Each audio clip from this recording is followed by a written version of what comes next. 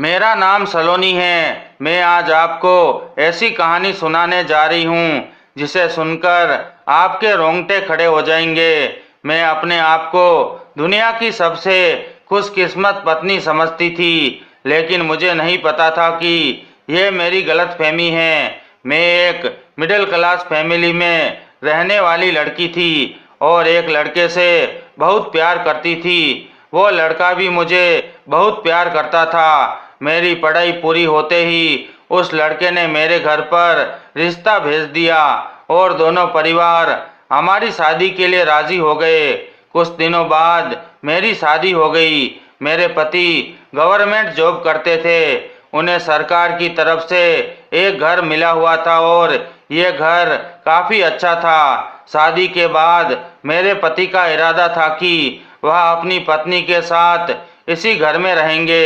जब मेरी शादी हुई तो मैं अपनी ससुराल में ही रहती थी। मैं अपनी ससुराल वाले घर में 3 साल रही। 3 साल बाद मेरे पति ने फैसला किया कि अब हम अपने घर में रहेंगे, जबकि मेरे पति का परिवार बहुत अच्छा था। उन्होंने भी हमसे कह दिया कि तुम अपने घर में जाकर रह सकते हो। मेरी शादी को 3 साल हो चुके थे और मेरे पास अभी तक कोई औलाद नहीं थी। जब मैं इस घर में आई तो यह घर बहुत बड़ा था और मुझे इसकी साफ सफाई करने में बहुत परेशानी होती थी। मैंने अपने पति से नौकरानी के लिए कह रखा था। एक दिन मैंने अपने पति से कहा, हमें इस घर में रहते हुए 1 महीना हो गया है और मैं रोज आपसे कहते कहते थक गई हूँ कि मुझे एक नौकरानी की ज़रूरत है। मुझे इस घर का काम नहीं होता, लेकिन आप मेरी बात सुनने के लिए तैयार नहीं होते। रोज कोई न कोई बहाना बनाकर टाल देते हो। इतने बड़े घर का काम मुझसे नहीं होता और ऊपर से मैं इस पूरे घर में अकेली रहती हूँ। आप तो सुबह निकलते हो और रात को ही घर आते हो। सारा दिन मैं घर में अकेली घूमती रहती हूँ। अगर तुमने नौकरानी का इंतज़ाम नहीं किया तो मैं यहाँ से चली जाऊँगी। मैंने कभी अपने मायके में इतना काम नहीं किया था, क्योंकि मेरी माँ ने कभी मुझसे घर के काम काज नहीं करवाए थे और ससुराल वाले घर में तो मेरे साथ ही मेरे सारे काम किया करते थे। अब इस घर में आकर मैं काम करते करते थक गई थी। सारा दिन घर का काम करती रहती। मुझे 1 मिनट भी आराम नहीं मिलता था। मेरे पति का नाम राहुल था। राहुल ने मुझसे कहा, सलोनी, तुम्हें परेशान होने की कोई ज़रूरत नहीं है। मैंने गांव से एक लड़की का इंतज़ाम करवा लिया है। 1 हफ्ते के बाद वो लड़की आ जाएगी, लेकिन तुमसे तो सब्र ही नहीं होता। फुल टाइम नौकरानी बहुत मुश्किल से मिलती हैं। जैसे ही वो लड़की आ जाएगी तुम्हारी सारी परेशानियां दूर हो जाएगी। तुम परेशान मत हो। राहुल मुझे रोज यही बात समझाकर टाल देते थे। कुछ दिन बाद राहुल घर आए तो मैंने देखा कि उनके साथ लगभग 18 साल की एक लड़की थी। उस लड़की को देखकर मुझे बहुत गुस्सा आ रहा था, क्योंकि वो लड़की मेरे पति के पास ही खड़ी थी। मैं राहुल को गुस्से से देखने लगी। इतनी देर मैं कुछ कह पाती उससे पहले राहुल समझ गए थे कि मैं उन्हें गुस्से में देख रही हूँ। राहुल ने मुझे उस लड़की से मिलवाया और कहने लगे, ये सीना है और आज से ये हमारे घर के सारे काम करेगी। तुम्हें परेशान होने की कोई ज़रूरत नहीं है। इसे घर के सारे काम समझा देना। मैंने सोचा कि घर के बेसमेंट में जो कमरा है वो इसे दे दिया जाए, ताकि अपना सामान वहाँ रख ले और वहीं पर रहे। अभी तुम्हारे साथ पूरे दिन घर में रहेगी। अब तुम्हें भी कोई परेशानी नहीं होगी। ये सारे काम आसानी से निपटा देगी। तो तुम इसे इसके कमरे में ले जाओ और इसका सामान वहाँ रखवा दो। आखिर हम दोनों पति पत्नी को भी तो प्राइवेसी चाहिए ना। राहुल मुस्कुराते हुए मेरी तरफ देखकर ये बातें कहने लगे। राहुल की बात सुनकर मैं अपने आप को बहुत खुश नसीब पत्नी समझ रही थी। आखिर मेरे पति मेरा बहुत ख्याल रखते थे और मुझसे मजाक भी करते थे। मैंने राहुल से कहा, जी, मैं इसको घर दिखा देती हूँ और काम भी समझा देती हूँ। मैंने सीना से कहा, चलो सीना, मैं तुम्हारे कमरे में ले चलती हूँ। सीना ने मुझे कहा, मालकिन, और मैं सीना को उसका कमरा दिखाने ले गई। मैंने सीना से कहा, सीना, तुम इस कमरे में अपना सामान रख दो और उसके बाद हमारे लिए एक अच्छी सी चाय बनाकर लाओ। इसके बाद मैं अपने कमरे में गई और राहुल से कहा, राहुल, आज मैं बहुत खुश हूँ और अपने आप को बहुत हल्का महसूस कर रही हूँ। अगर सीना घर में नहीं आई होती तो मैं तो इस घर में काम करते करते ही मर जाती। मेरी ये बात सुनते ही राहुल हंसने लगे और कहने लगे, अच्छी बात है ना, तुम्हारे इस दुनिया से जाते ही मुझे दूसरी शादी करने का मौका मिल जाएगा। वैसे भी तुम्हारे जीते जी तो ये सब नामुमकिन है। दूसरी शादी के बारे में सोचकर ही मेरा दिल नाचने लगता है। राहुल की बातें सुनकर मुझे उन पर बहुत गुस्सा आया। मेरी गुस्से भरी निगाह देखते ही राहुल खामोश हो गए। मैंने राहुल से कहा, मर्द होते ही बेवफा पहले पत्नी के मरने का इंतजार करते हैं, चाहे उनकी पत्नी उनके लिए कुछ भी कर ले, लेकिन उनके दिल में तो हमेशा दूसरी शादी करने की चाहत रहती है। मर्दों को इज्जत की कोई कदर नहीं होती। मैंने राहुल को खूब सुनाया, क्योंकि ये पहली बार नहीं था कि राहुल ऐसे मजाक कर रहे थे।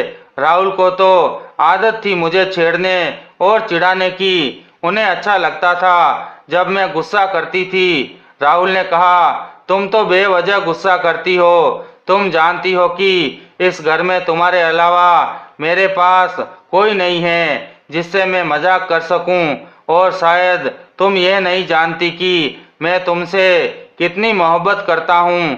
तुम्हारे अलावा किसी और की तरफ नजर उठाकर भी नहीं देख सकता, फिर भी तुम इस तरह की बातें कर रही हो। मर्द बेवफा नहीं होते, बल्कि औरतें उन पर शक करके उन्हें बेवफा बना देती है। असल में तो दूसरी शादी के पीछे पहली पत्नी का ही हाथ होता है। राहुल की बातें सुनकर मैं उन्हें घूरने लगी। तभी राहुल हंसते हुए बोले, अच्छा पागल, मैं तो तुमसे बहुत प्यार करता हूँ। ऐसी बातें मत किया करो और गुस्सा मत हुआ करो। गुस्से में तुम मुझे और भी ज्यादा खतरनाक लगती हो। उनकी ये बातें सुनकर ही मेरी भी हंसी निकल गई और हम दोनों एक दूसरे के साथ बहुत खुश थे। राहुल मुझसे कहने लगे, आज तो हम बातों से ही पेट भरेंगे। अरे, बहुत तेज भूख लगी है, कुछ खाने का इंतजाम तो करो। मैंने कहा, ओहो राहुल, मैंने तो आज खाना बनाया ही नहीं। भूख से मेरा बुरा हाल हो रहा है और तुम्हें झगड़ने के अलावा कोई दूसरा काम नहीं। अभी राहुल की बात पूरी भी नहीं हुई थी कि दरवाजे पर सीना ने दस्तक दी और कहने लगी, मालकिन, खाना तैयार है। हम दोनों हैरानी से सीना की तरफ देखने लगे।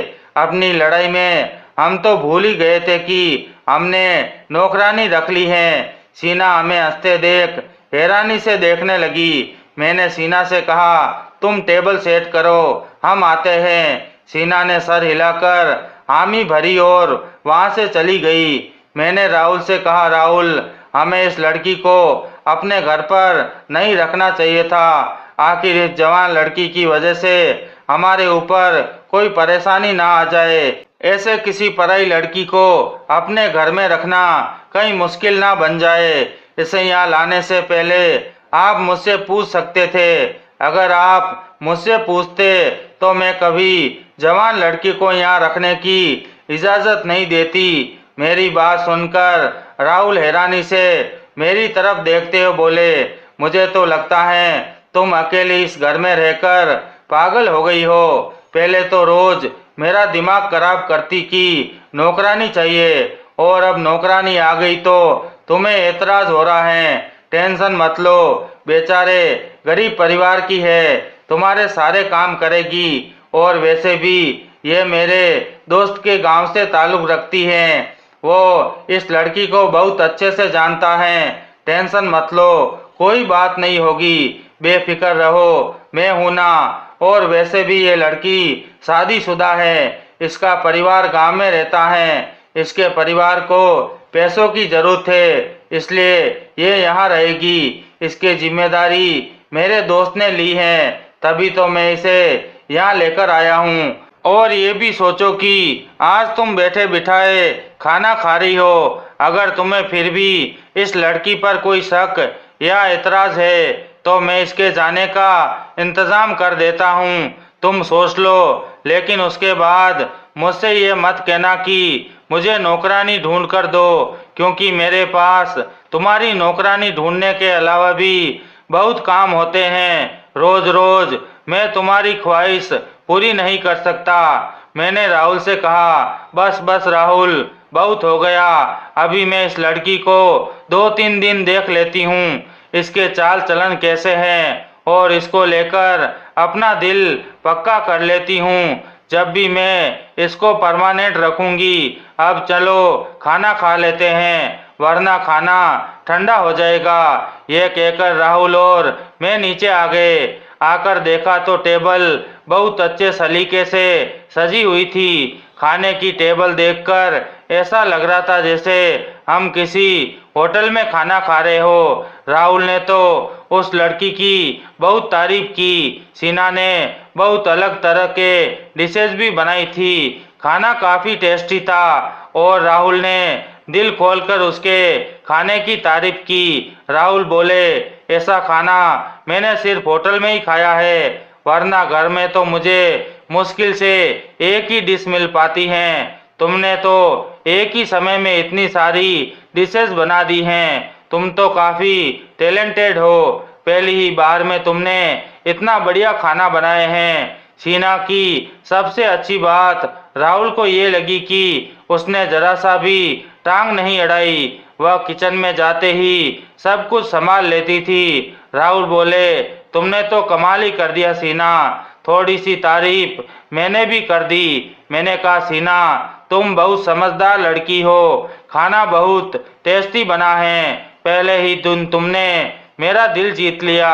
मेरी तारीफ सुनकर शीना बहुत खुश हुई और मुझे देखकर मुस्कुराने लगी। शीना बहुत सुंदर लड़की थी, देखने में बहुत अच्छी लगती थी। कम उम्र की थी, जवानी उस पर पूरी तरह चल रही थी। उसने हाथ में हल्के रंग की चूड़ियां पहनी हुई थी और नाक में नथनी उसकी बहुत खूबसूरत लग रही थी। ब्लैक कलर का सूट पहनकर गोरी सी शीना बहुत सुंदर लग रही थी। मैं उसको देखकर काफी इम्प्रेस हुई। वह कहीं से भी गांव की नहीं लगती थी, सिर्फ उसका पहनावा ऐसा था। लेकिन अगर उसको शहर वाले कपड़े पहना दिए जाए तो वह किसी हीरोइन से कम नहीं लगेगी। मेरे दिमाग में जब शीना के शादीशुदा होने का ख्याल आता तो मुझे तसल्ली हो जाती। मैं शीना की तरफ से पूरी तरह संतुष्ट हो गई थी। वह अपने काम से काम रखने वाली लड़की थी और अपने कमरे में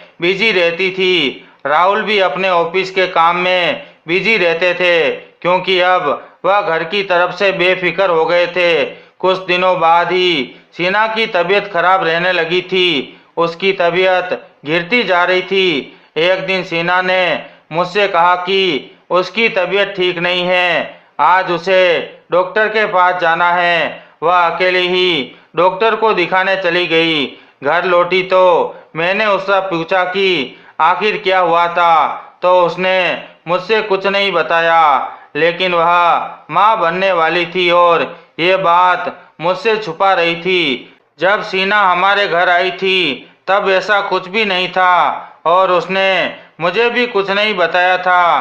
फिर एक दिन मैंने शीना से पूछने की कोशिश की तो उसने बताया कि जब से वह यहाँ आई थी तब से वह माँ बनने वाली थी। मैंने उससे कहा, फिर तुम्हारे पति ने तुम्हें इतनी दूर काम करने के लिए क्यों भेज दिया, और वह भी इस हालात में? तुम्हें यहाँ नहीं आना चाहिए था। इस समय तो तुम्हें सबसे ज़्यादा अपने पति की जरूरत है। मेरी ये बात सुनकर शीना खामोश हो गई और बोली, मालकिन, गरीब लोग ऐसी बातों को बोझ नहीं समझते, और वैसे भी हम गांव के लोग बहुत मजबूत होते हैं। हमारे लिए बच्चा पैदा करना आम सी बात है। मैं गांव में होती तब भी किसी न किसी घर का काम ही कर रही होती। यहाँ तो फिर भी मुझे सुकून है। आप और मालिक बहुत अच्छे हैं। कम से कम मुझे किसी की बुरी बातें तो नहीं सुननी पड़ती और यहाँ मुझे तनख्वाह भी अच्छी मिलती है। मैं अपनी डिलीवरी के लिए पैसे जमा कर लूँगी और अपनी डिलीवरी इसी शहर में करवाऊंगी। बच्चा पैदा करने के लिए गांव के अस्पताल नहीं जाऊंगी। वहां के अस्पतालों से तो मुझे बहुत डर लगता है। आप फिक्र मत करें, मेरी वजह से आपको कोई तकलीफ नहीं होगी। मैं आखिर तक सारे काम ऐसे ही करती रहूंगी जैसे अब तक कर रही हूँ। बस 2-3 दिन की ही तो बात होगी, तीसरे दिन फिर काम में लग जाऊंगी। कुछ देर तक बोलती रही और उसने मुझे अपनी सारी कहानी सुना डाली। उसकी बातों से मैं तो सहमत हो गई थी, लेकिन मैं सोच रही थी कि राहुल ने मुझे ये बात क्यों नहीं बताई कि सीना माँ बनने वाली हैं। जैसे ही रात को राहुल घर आए तो मैंने उनसे पूछा, आपके दोस्त ने आपको ये बात नहीं बताई थी कि सीना माँ बनने वाली है, या फिर आपके दोस्त ने आपको बताना ठीक नहीं समझा? वैसे मुझे भरोसा है कि आपको इस बारे में नहीं पता होगा, क्योंकि अगर आपको पता होता तो आप मुझे ज़रूर बताते, और अगर आपको पता था तो आपने मुझे क्यों नहीं बताया? क्या आप मुझसे बातें छुपाने लगे हैं? राहुल मेरी तरफ हैरानी से देखने लगे और बोले, क्या सीमा माँ बनने वाली हैं? ये बात मुझे कैसे पता होगी? मैं तो आज तुम्हारे मुंह से ये सुन रहा हूँ और मैं तुमसे कोई बात नहीं छुपाता, लेकिन तुम मुझ पर बेवजह शक जरूर करने लगी हो। मुझे तो समझ नहीं आता कि तुम सीना को लेकर हमेशा मुझसे सवाल जवाब क्यों करती रहती हो। अगर उसके बारे में जानने का इतना ही शौक है तो उससे क्यों नहीं पूछ लेती? और अगर तुम्हें मुझ पर किसी भी तरह का शक है तो मैं कल ही इसे इसके गांव छोड़ आऊंगा, फिर अपनी पसंद की नौकरानी ढूंढी लेना। राहुल मुझ पर गुस्सा करने लगे और मेरे सवालों से बहुत तंग आ गए थे। एक तो वे रात को ऑफिस से थके हारे घर आते थे और ऊपर से मैं उनसे कोई न कोई बात छेड़ देती थी। वह मुझे कई बार समझा चुके थे कि तुम सीना के बारे में ज़्यादा मत सोचा करो, वह अच्छी लड़की है। लेकिन पता नहीं क्यों मुझे अपने पति पर शक होने लगा था। ऐसा लगता था जैसे मुझे उन पर शक करने की आदत सी हो गई थी। उनका कहना था कि तुम्हें कुछ भी समझाना बेकार है, क्योंकि कोई भी बात तुम्हारी समझ में नहीं आती और तुम सीधी बात को भी गलत मतलब निकाल लेती हो। मैंने राहुल से कहा, राहुल मैं तो बस ऐसे ही कह रही थी, इसकी सारी जिम्मेदारी मुझ पर आ जाएगी। मैंने तो इसे अपने कामों के लिए रखा था, लगता है अब उल्टा मुझे घर के काम करने पड़ेंगे और साथ साथ इसकी देखभाल भी करनी होगी। अगर मुझे पहले ही इसके बारे में पता होता तो मैं कभी इस लड़की को इस घर में नौकरी पर नहीं रखती। किसी तरह ये बात खत्म हो गई। हम दोनों लड़ झगड़ कर सो गए। सुबह जैसे ही बेड से उठी और खड़े होने के लिए जमीन पर पैर रखा तो अचानक मुझे चक्कर आ गए और मैं गिरने लगी। उसी समय राहुल भी घर पर ही थे। उन्होंने मेरी हालत बिगड़ते हुए देखी तो बोले, चलो मैं तुम्हें डॉक्टर के पास लेकर चलता हूँ। वो मुझे डॉक्टर के पास लेकर गए। डॉक्टर ने हमें एक ऐसी खबर सुनाई जिसे सुनकर हम खुशी से पागल हो गए। डॉक्टर ने बताया कि मैं माँ बनने वाली हूँ। ये खबर सुनकर मेरे पति के तो पैर जमीन पर ही नहीं थे। होते भी क्यों नहीं, आखिर उन्हें 3 साल बाद औलाद की खुशी मिल रही थी। शादी के बाद मैंने काफ़ी इलाज करवाए थे, लेकिन मुझे किसी भी डॉक्टर की दवा से कोई फर्क नहीं हुआ था और राहुल के सिर पर बच्चों का जुनून सवार था। लेकिन उन्होंने कभी भी मुझे ऐसी कोई बात कहकर शर्मिंदा नहीं किया। मेरे पति को ऐसा लगता था जैसे हमारी शादी को बहुत साल हो गए हैं। लोगों के बच्चे तो 10 साल में भी नहीं होते, लेकिन मेरी शादी को तो अभी 3 ही साल हुए थे। इतने कम समय में भी वह बच्चे को गोद में लेने के लिए राजी हो गए थे। लेकिन उनके दोस्त उन्हें समझाते थे कि अपना खून तो अपना ही होता है। सिर्फ अपने दोस्त की इस बात से ही वह सोच समझकर काम लेते थे और अपने खून का इंतजार कर रहे थे। अब जब उन्हें ये खुशी मिली तो वह अपनी खुशी को शब्दों में बयां नहीं कर पा रहे थे। ये खबर सुनते ही राहुल ने पूरे अस्पताल में मिठाइयाँ बांट दी। जैसे ही राहुल घर आए तो उन्होंने शीना को भी खबर सुनाई और उसे कहने लगे कि तुम्हें अपनी मालकिन का बहुत ज़्यादा ख्याल रखना है। राहुल मुझसे कहने लगे, देखो तुम यहाँ बैठो और तुम्हें बिस्तर से एक कदम भी जमीन पर रखने की कोई ज़रूरत नहीं है। मुझे तो समझ नहीं आ रहा कि मैं अपनी इतनी बड़ी खुशी को कैसे सेलिब्रेट करूं। तुम्हें सिर्फ शीना से काम लेना है और तुम उसके बारे में मत सोचो। वह गांव की पली बड़ी लड़की है, उसको तो आदत है यह सब कुछ करने की। वहाँ की औरतें तो इस हालत में भी घर के 10 काम करती है और तुम मेरी बात कान खोलकर सुनो। तुम्हें सिर्फ अपना ख्याल रखना है और मैं शीना से भी कहकर आता हूँ कि वह सिर्फ तुम्हारा ख्याल रखे। तुम्हें किसी चीज़ की भी कमी नहीं होनी चाहिए। राहुल मुझे बहुत प्यार से समझा रहे थे। उनका इतना प्यार देखकर मेरी आंखों में आंसू आ गए। वह मुझसे बहुत मोहब्बत करते थे। मैं तो अपने आप को बहुत खुशकिस्मत पत्नी समझ रही थी। आखिर मुझे इतना प्यार करने वाला पति जो मिला था, ऐसा लग रहा था जैसे जिंदगी की सारी खुशियाँ मेरे कदमों में आकर गिर गई हो। मैं दुनिया की दूसरी बातें भूलकर बस अपने आने वाले नए मेहमान की तैयारी करना चाहती थी। लेकिन जब से शीना ने इस खुशखबरी के बारे में सुना था, उसका मूड ऑफ सा रहने लगा था। न जाने क्यों वह खोई खोई रहती थी। फिर मैं ये सोचकर अपना ध्यान हटा लेती थी कि शायद वह मेरे पति को मेरा इतना ख्याल रखते हुए देखकर सोचती होगी कि काश उसका पति भी उसका ख्याल रखने के लिए उसके साथ होता। मेरे पति मेरा बहुत ख्याल रखते थे, जबरदस्ती मुझे अपने हाथों से खाना खिलाते थे और मेरी हर छोटी सी छोटी चीज जरूरत पूरी करते थे। डिलीवरी का समय करीब आ रहा था, जबकि मेरी डिलीवरी में अभी काफ़ी महीने थे। राहुल मेरी गोद भराई की रस्म करना चाहते थे, इसलिए उन्होंने मेरे ससुराल वालों और मायके वालों को घर पर इनवाइट किया था। यह देखकर शीना बहुत बुझी बुझी सी रहती थी। वह चुपचाप अपने कमरे में काम में बिजी रहती। मुझे अपने बच्चे की इतनी सारी खुशी थी कि मैंने शीना की तरफ ध्यान देना कम कर दिया था। जिस दिन मेरी गोद भराई की रस्म थी, उस दिन पूरे परिवार के साथ होकर मुझे बधाई दी। सभी लोग बहुत खुश थे। सबने खाना खाया और फिर बातें करने लगे।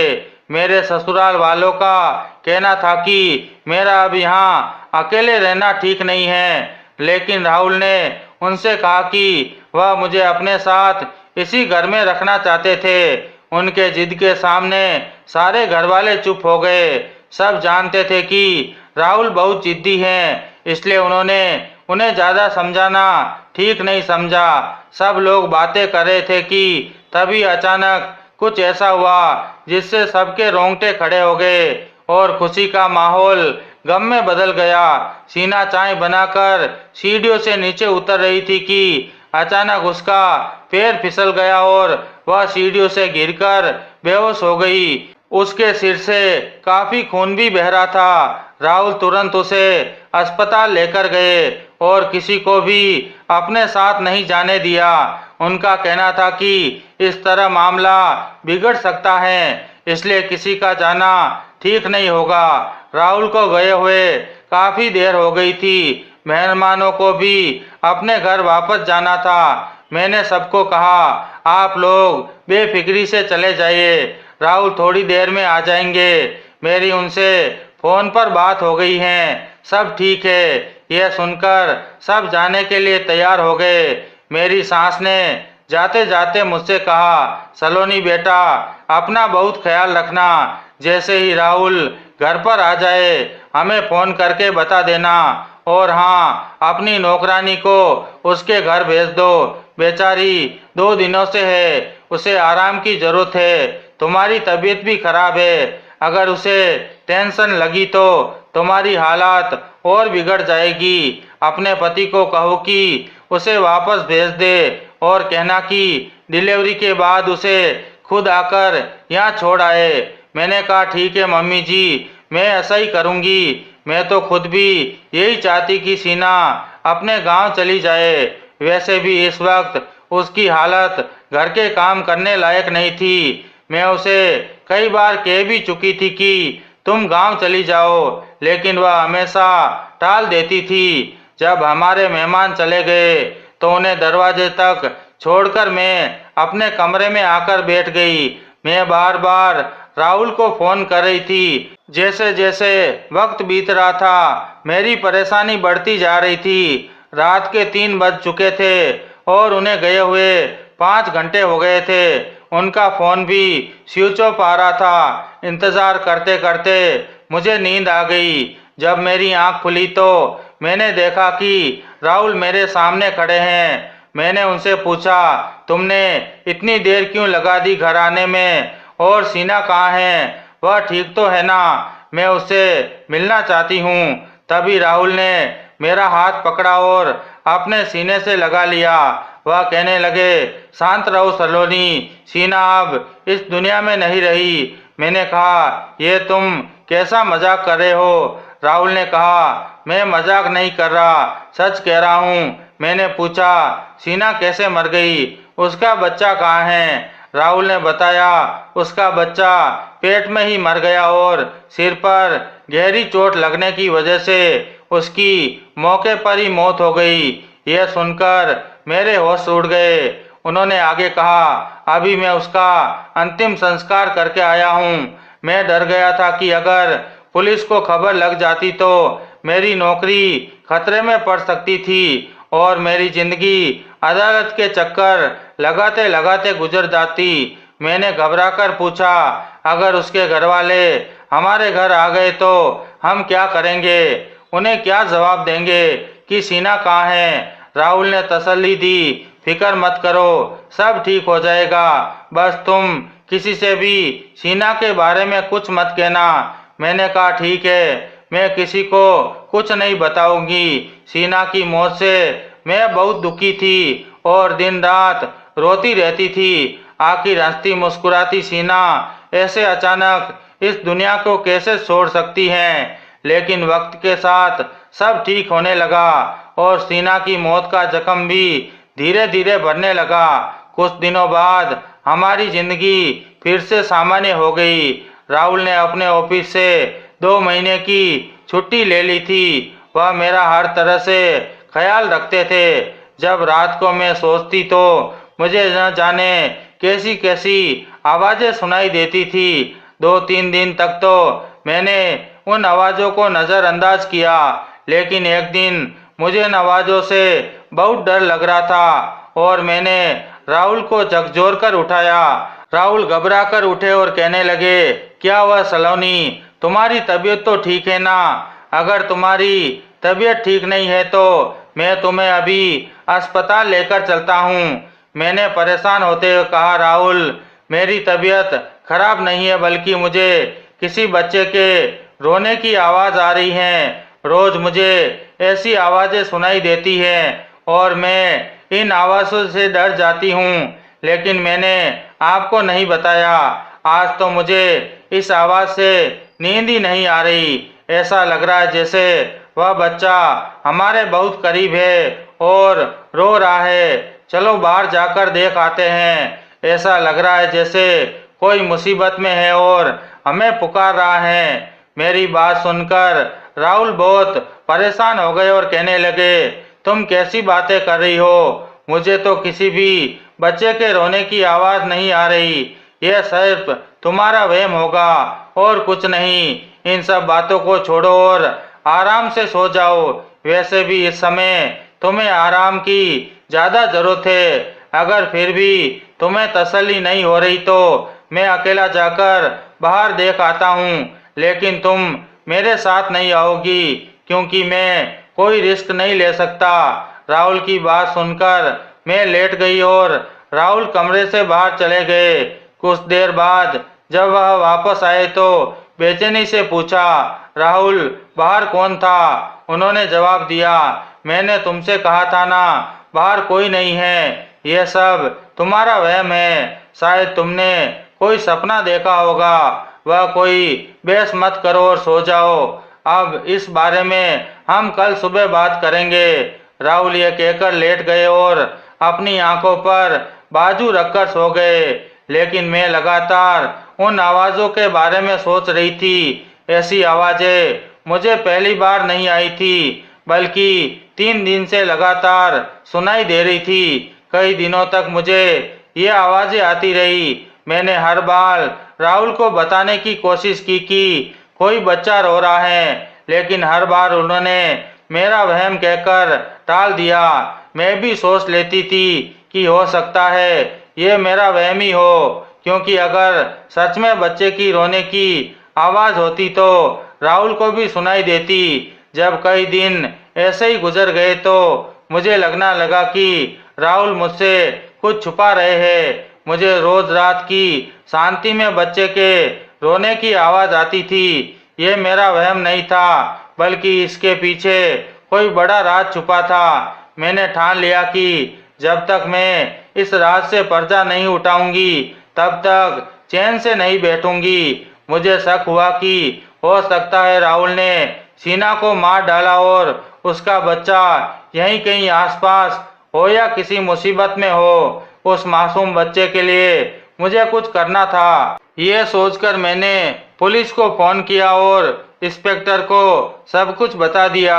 मैंने पुलिस से कहा, मैं चाहती हूँ कि आप मेरे घर की तलाशी ले या फिर मेरे घर पर निगरानी रखे। मुझे रात को जो आवाज आती है वह हमारे घर से ही आती है या फिर पड़ोसी के घर से। मैंने पुलिस से यह भी कहा, सीना हमारे घर के बेसमेंट में ही रहती थी। आप उसके कमरे की भी तलाशी ले, आपको जरूर वहां से कुछ न कुछ मिल जाएगा। पुलिस इंस्पेक्टर ने मेरी रिपोर्ट दर्ज कर ली और कहा, ठीक है मैडम, आप फिक्र न करें, हम आपके साथ हैं। आपके पति को इस बारे में कुछ पता नहीं चलेगा। रात को हम आपके घर की तलाशी लेने आएंगे। 2 दिन तक पुलिस ने हमारे घर के बाहर और आसपास के घरों की छानबीन की। फिर पुलिस वालों ने कहा, मैडम आप हमें गुमराह कर रही हैं, हमें तो कोई ऐसी आवाज नहीं सुनाई दी। मैंने कहा, सर ऐसा भी हो सकता है, शायद हमारे घर के बेसमेंट से ही सीना का बच्चा हो। जब से सीना गई है वह कमरा लॉक है और उसकी चाबी मेरे पति के पास होती है। अगर मैं उनसे ज्यादा सवाल करूंगी तो वह मुझे गलत समझेंगे, इसलिए आप इसे अपने तरीके से हैंडल कीजिए। रात को पुलिस हमारे घर आई और राहुल से कहा, हमें आपके घर की तलाशी लेनी है। राहुल बोले, क्यों, हमारे घर में ऐसा क्या है? पुलिस ने कहा, हमने आसपास के सभी घरों की तलाशी ले ली है, अब सिर्फ आपका ही घर बचा है। हम सबसे पहले बेसमेंट देखना चाहेंगे। जब पुलिस बेसमेंट में गई तो उन्होंने देखा कि कमरे में ताला लगा हुआ है। उन्होंने राहुल से कहा, हमें इस कमरे की चाबी चाहिए। चाबी मांगते ही राहुल का चेहरा सफेद पड़ गया और वह परेशान हो गए। उन्होंने कहा, इंस्पेक्टर साहब, आखिर बात क्या है? मैं आपको ऐसे अपने घर की तलाशी लेने नहीं दे सकता। आप मुझे जानते नहीं, मैं कौन हूँ? इंस्पेक्टर ने सख्ती से कहा, आप कोई भी हो, हमें इससे कोई मतलब नहीं। अगर आप चाबी नहीं देंगे तो हम दरवाजा तोड़ देंगे। हमें पड़ोसियों से शिकायत मिली है कि आपके घर से बच्चे की रोने की आवाज आती है, जबकि यहाँ कोई बच्चा नहीं है और ये आवाज सिर्फ रात को ही क्यों आती है? राहुल ने कहा, ये कैसी बातें कर रहे हैं इंस्पेक्टर? बच्चे के रोने की आवाज़ किसी भी घर से आ सकती है। यहाँ पड़ोस में कई छोटे बच्चे हैं। इंस्पेक्टर बोले, इसलिए तो हम देखना चाहते हैं कि आपने इस कमरे में ताला क्यों लगाया है। जब राहुल ने दरवाज़ा नहीं खोला तो पुलिस ने ताला तोड़ दिया। जैसे ही ताला खुला, सब अंदर गए और ये देखकर हैरान रह गए कि एक छोटे से बच्चे के साथ उसी कमरे में सीना मौजूद थी, यानी जिसे हम मरा हुआ समझ रहे थे वह हमारे सामने जिंदा थी। मैंने आगे बढ़कर देखा तो सीना की गोद में एक बहुत प्यारी सी बच्ची थी जो देखने में राहुल जैसी लग रही थी। पुलिस को देखकर सीना बहुत डर गई और कहने लगी, मैंने कुछ नहीं किया। जो कुछ भी हुआ है यह सब मालिक की वजह से हुआ है। मैं तो बस उनके हुक्म की गुलाम हूँ, इसलिए जो भी वह मुझसे कहते हैं मैं वही सब कुछ किया करती थी। पुलिस वालों ने उससे कोई सवाल नहीं किया था, लेकिन फिर भी वह जवाब दिए जा रही थी। सीना कहने लगी, मैं आप सब लोगों से हाथ जोड़कर माफ़ी मांगती हूँ, मुझे माफ़ कर दीजिए।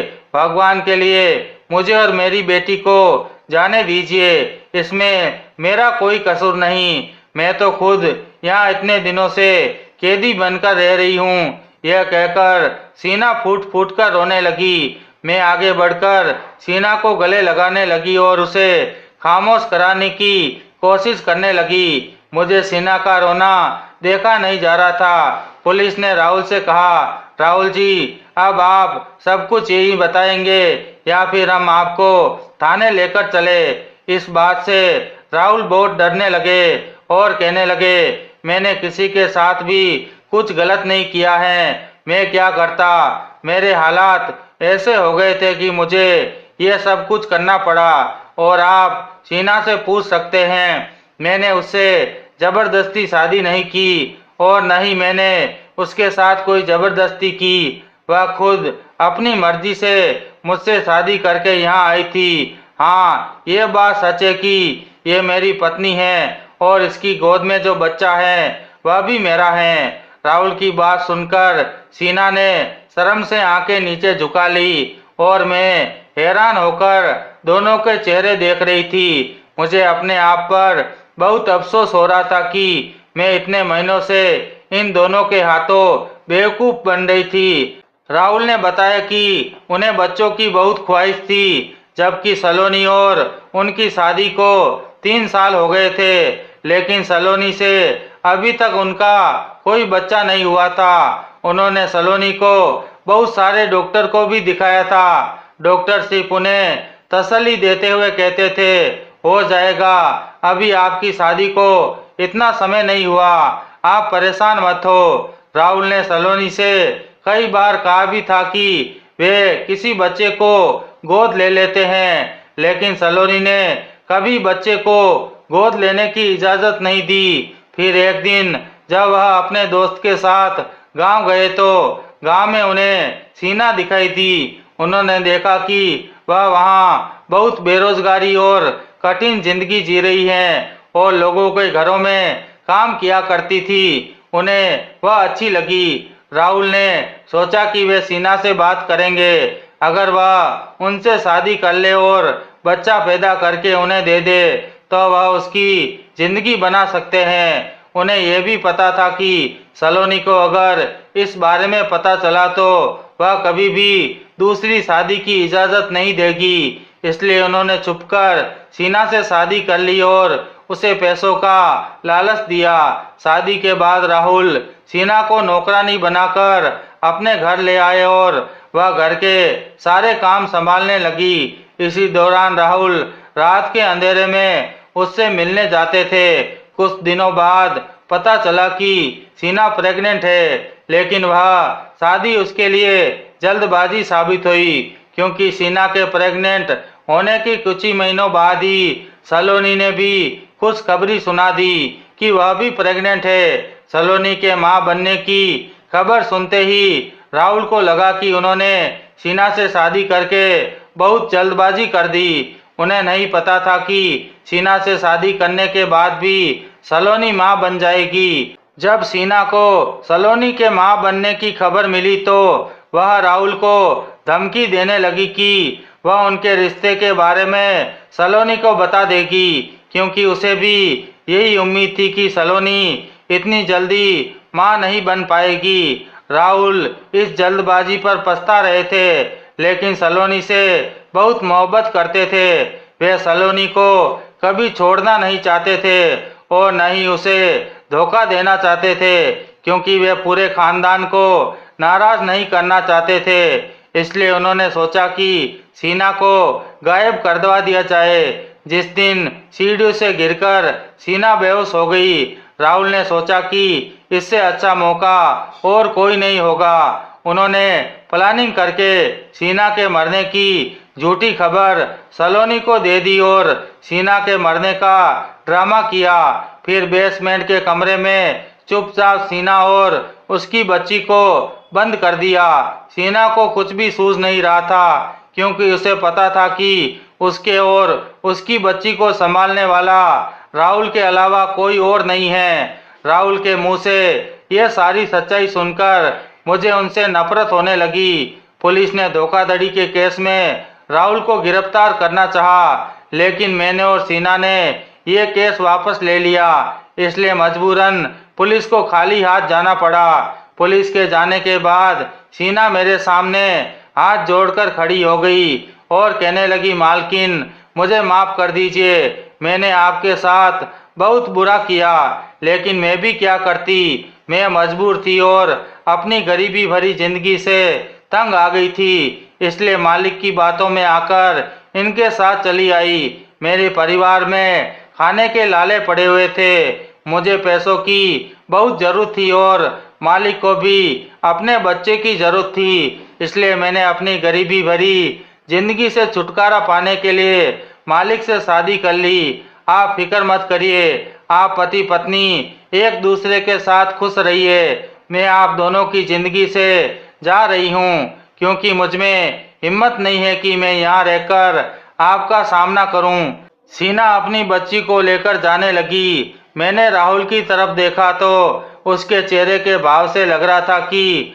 वह भी चाहते थे कि सीना हमारे घर से चली जाए।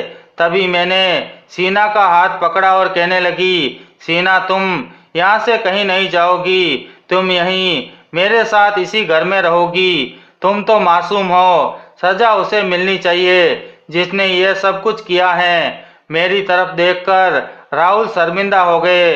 आखिर उन्होंने हम दोनों के साथ बहुत गलत किया था। राहुल मेरे सामने खड़े होकर हाथ जोड़कर माफी मांगने लगे, लेकिन मैंने उनकी कोई बात नहीं सुनी और सीना का हाथ पकड़कर उसे अपने कमरे में ले गई। मैंने फैसला कर लिया था कि जब तक राहुल अपनी बेटी को स्वीकार नहीं कर लेते, तब तक मैं उन्हें माफ नहीं करूंगी, क्योंकि मैं राहुल की तरह मतलबी नहीं थी। मैं चाहती तो उस समय सीना को घर से बाहर निकाल सकती थी, लेकिन मैं उसे बेघर करके उसके साथ नाइंसाफी नहीं कर सकती थी और न ही उन दोनों माँ बेटी के सिर से इज्जत की छत छीन सकती थी। कुछ दिनों बाद राहुल ने अपनी बेटी को स्वीकार कर लिया और मैं भी माँ बन गई।